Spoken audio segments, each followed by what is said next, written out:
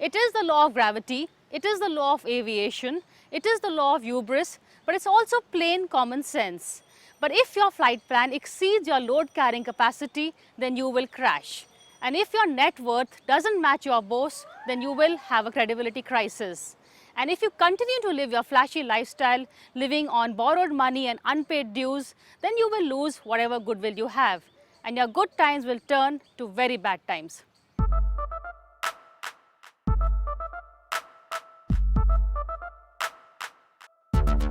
Vijay Mallya lived each day as it was featured on his Kingfisher calendars, full of glitz, glamour and gumption.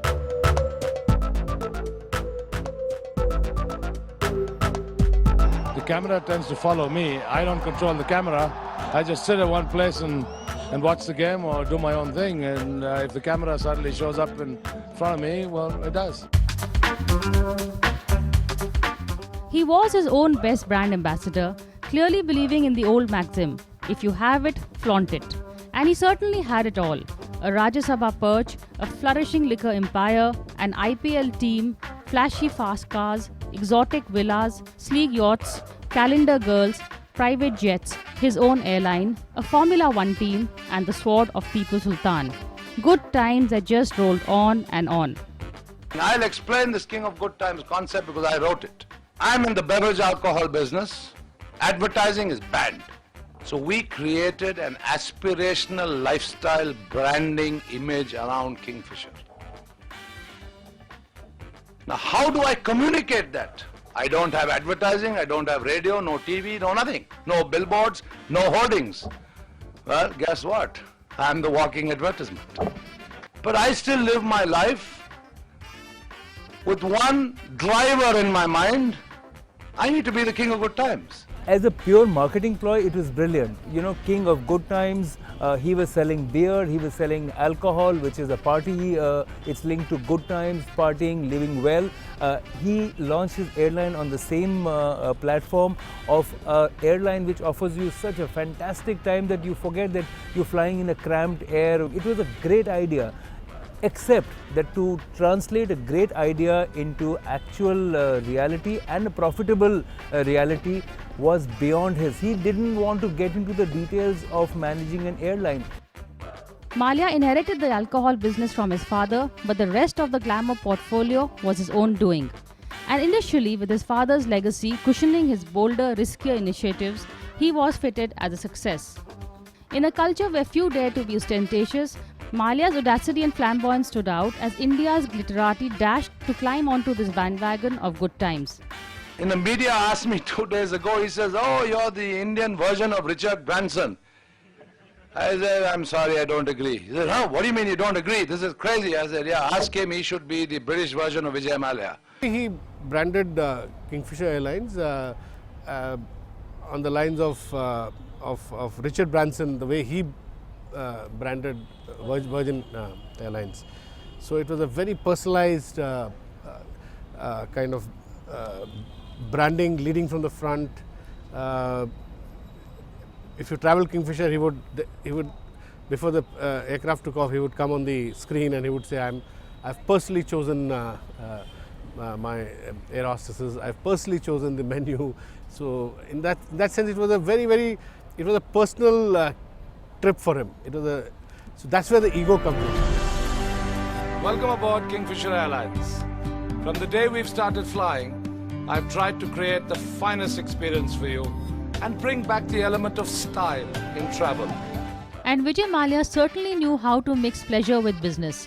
From horse racing to a Formula One team to the ultimate power accessories of current times, an IPL team. He certainly added a certain zing to his father's rather conventional portfolio. One has to do what one has to do. Some say it's destiny, some say it's by choice, but whatever it may be, I thoroughly enjoy what I do and how I do it. But the froth and bubbles aside, there appeared a method behind his madness. And where he lacked in method, he made up in confidence.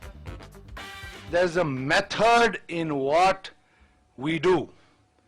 It's not just about, leading a great lifestyle. Being Vijay Mallya, he even had his own little management nugget for splurging on his calendar girls. I think ultimately it was worth it. because I had quite a tough time choosing the final 12 images. That's always fun. I mean, you love women rather like Donald Trump does. Is this true? No, there's nothing wrong in appreciating beauty, is there? And then suddenly all the fun ran out. His good times crash landed. Bit by bit, the guilt wore off the good times, revealing a sordid underbelly of debt and unpaid dues. The first sign of bad times came with the closing down of his ultra-luxurious Kingfisher Airlines in 2012 with a rupees 6,000 crore debt.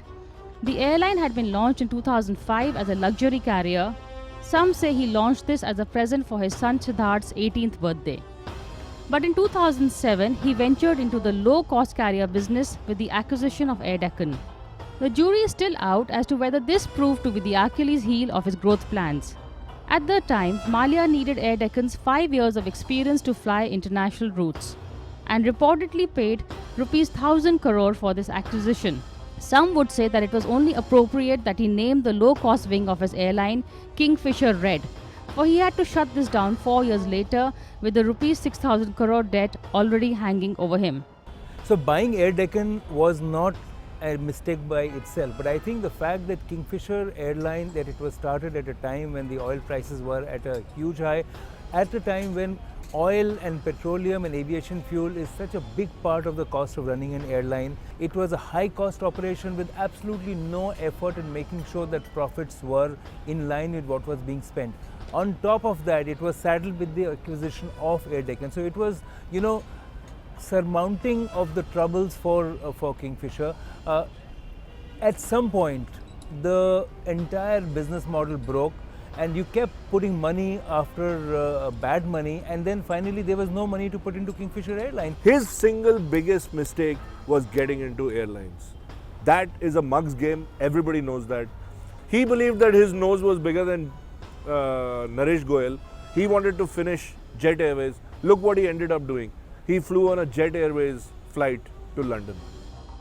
It has been 4 years since he exited the airline business, leaving behind a debt of rupees 390 crore only in unpaid dues to employees.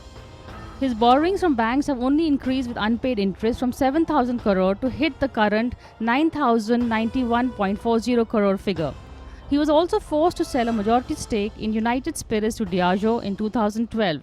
But the question everyone is asking is that did he lose a lucrative liquor business in this airline gamble? Did he throw away good business to save the bad? Kingfisher Airlines had pledged its brand to 17 banks for an estimated rupees 4,100 crore.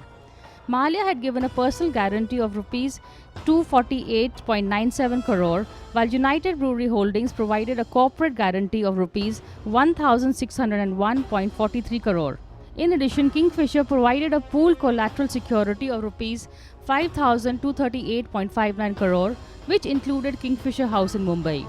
Besides which, the pledged securities include ground support and other equipment worth rupees 101.58 crore, computers worth rupees 22.43 crore, office equipment worth rupees 13.39 crore, furniture and fixtures worth rupees 33.35 crore, and an aircraft for rupees 107.77 crore. He was taking a big risk because in business, when you extend one successful brand onto a new product, they always, brand managers will tell you, or brand theoreticians will tell you that it's a very risky proposition. If that product fails, then your mother brand gets impacted. So in some sense that happened. Kingfisher failed, so I'm sure the value of Kingfisher brand is not the same as it might have been if he hadn't launched Kingfisher Airlines. A bad business decision is one thing. I agree there are others who owe much more to the banks than Vijay Mallya but are not under the harsh media glare. But there is a reason why the media has singled Mallya out. Who can sympathize with someone who continues to live the good life, who continues to throw lavish parties for himself? There are media reports that he flew in singer Julio Iglesias for a recent bash recently, and we all know that Iglesias charges nothing less than 3 crore per performance. But yet, the same person has failed to pay his employees' dues for over 3 years now, has failed to even deposit the Provident Fund with the government. This brings me to my next question. Has Vijay Mallya fallen in his own image trap? All of us have an ego. Nobody's going to say I don't have an ego. All of us have an ego. Shri Shri Ravi Shankar, who's my Guruji as well, says you drop your ego. If you can really drop your ego, then you will be a Guruji. Question was, I needed to satisfy my own ego that I could do it and that I did not want to be branded as a failure. At some point, his vanity overtook his business sense, his ego overtook his sense of running a company, and I think that's where it was the beginning of the end of Vijay Mallya and his empire. Vijay Mallya was born into good times. As the son of a liquor baron, he had a privileged childhood. According to his biography, he enjoyed whizzing around in his standard Herald car with the silencer removed for special effect. Even as a youth, he clearly loved to make his presence felt. His father, Mallya Sr., was the undisputed king of beer, liquor and processed food industries, whose stable of companies included United Breweries and McDowell's. He had a virtual monopoly on the market for squashes, jam, lime juice, cordial and ketchup, owning both Kisan and Dippies, as well as control of 75% of the domestic pesticide market. Vijay Mallya was groomed to take over the family business, and as he tells it, his eye immediately fell on reviving the Kingfisher brand, which was lying unclaimed and neglected. In 1980, which is 25 years ago, Kingfisher was in the archives of UB. Kingfisher was retired. I came across this old label, Kingfisher, and I just loved it. And I loved the word. I started dreaming about, the vibrancy of Kingfisher, the colorful Kingfisher. No, because he himself created that brand. It meant everything. 2-3 things really meant everything to him. One, the Shaw Wallace acquisition. Two, the larger-than-life Kingfisher brand. From all his father's legacy brands, this is the one that he has cherished the most, and as we know now, at great cost. But in 1983, Vittal Mallya died at the age of 59, and a 28-year-old Vijay Mallya was named chairman and CEO of the UB Group. At the time, UB sold about 2.85 million cases of liquor per year, and its beer sales were lower than the likes of Golden Eagle and Mohan Meekins. The group's other businesses included pharmaceuticals, agrochemicals, paints, petrochemicals, plastics, batteries, food and carbonated beverages, and even a pizza chain. Over time, Mallya has either shut down or sold the pharmaceuticals, batteries, and the food and beverages business. He did spend money diversifying, such as the acquisition of Berger Paints, and even ventured into the media business with Asian Age and Cineblitz. Vittal Mallya was a liquor baron, without a doubt, but it was a very small-scaled operation. What Mallya did is he first got rid of all the non-core businesses. So Kisan is an example that I gave you. He got rid of Kisan, and I think there were a couple of others that he got rid of. He focused on liquor, he focused on beer. He bought a lot of small distilleries who were in the business. He kept adding mass. And he kept adding mass in his core competence. And that is where he really grew. You have in front of you maybe a tutti frutti ice cream or a 3-in-1 as it is normally referred to, because I am a person of many different facets.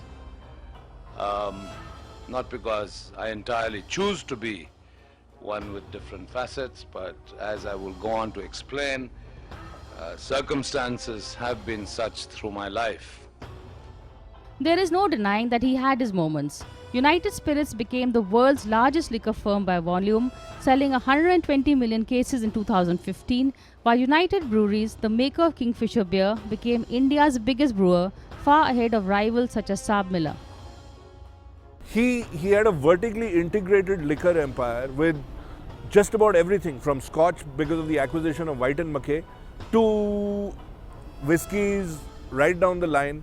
He created a beer monolith, the brand Kingfisher. If you went to a London pub, you would be served Kingfisher off the tap. That is how big Kingfisher, the brand, had become.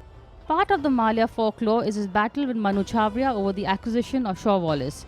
Chhabria won the first round with Mallya, even being arrested in 1986 for allegedly violating foreign exchange rules in the takeover battle.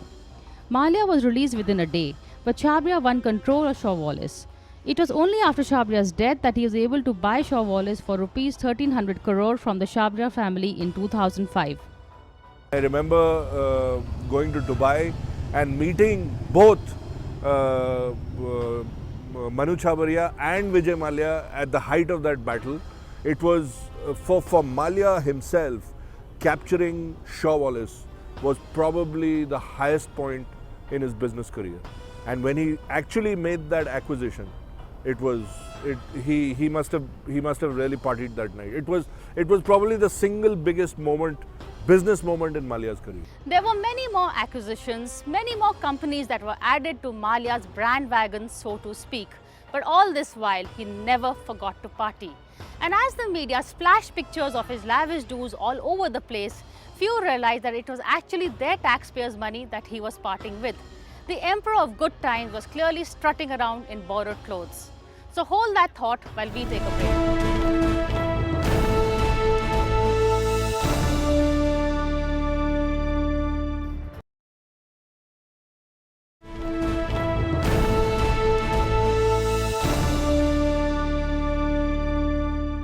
Welcome back to Cover Story. Not all of Vijay Mallya's acquisitions verged on the fast and flashy. He also acquired some power tools, such as the Rajya Sabha seat, which incidentally he put to some good use. For as can be gauged by his parliament records, he did take an active interest in policies regarding the aviation sector. Initially, Mallya tried to float his own regional party and even contested an election. From being the flashy, flamboyant king of good times, he had no problem remodeling himself as the messiah of the poor and the downtrodden. Wonder what his Kingfisher employees will have to say about this election campaign video.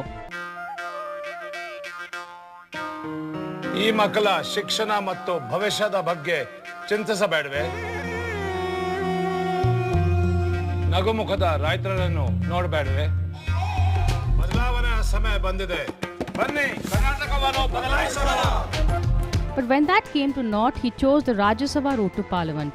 Dressed in designer clothes, flashy bracelets and diamond studs, he strode with confidence, rubbing shoulders with the lawmakers.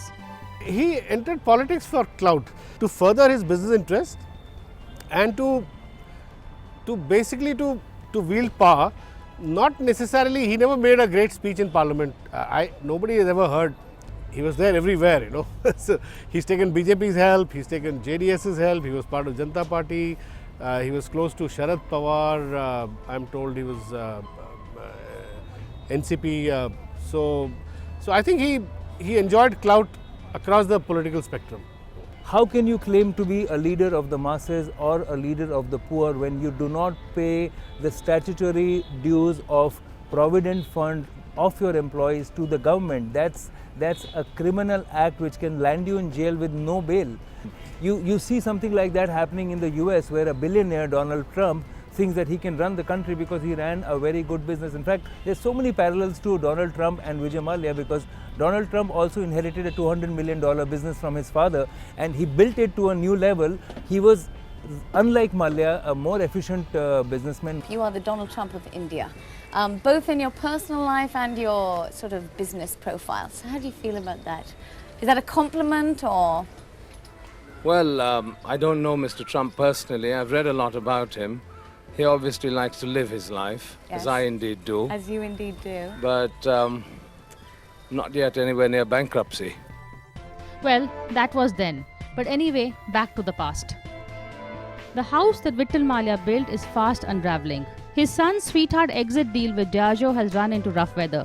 He still owns about 32.4% of United Breweries, 4% of United Spirits and 22% of Mangalore Chemicals. These add up to a rough rupees 7,900 crore, but more than half the shares in the United Breweries and United Spirits are pledged to UB Group lenders. Moreover, United Breweries has given corporate guarantees worth rupees 8,159 crore to cover Kingfisher's debt and is in danger of being wound up. As for the man himself, he is facing summons from ED, while banks and ex-Kingfisher employees are demanding their dues. I'm still, by the way, searching for another king of good times, and I'll retire. He's gradually withdrawing from India. Most of his personal assets are abroad. I think all his businesses will now be abroad. He's a tax resident of UK. He could start something in UK because UK is not part of his no-compete clause with Diageo, and Diageo probably will let him do something in UK as per the current agreement. I think like Nadeem Saifi and Lalit Modi, Vijay Mallya will live as a free man in the United Kingdom. I think he's very much in Australia, so which means that he has a passport which is allowing him to cross international borders, and you can't do anything about it. Vijay Mallya always said that he wanted his lifestyle to epitomize and showcase his business ventures. Well, I wonder what kind of a business venture he'll go in for now in these not so good times. But from us, that's all this week. Thank you for watching Cover Story. We'll see you again same time next week.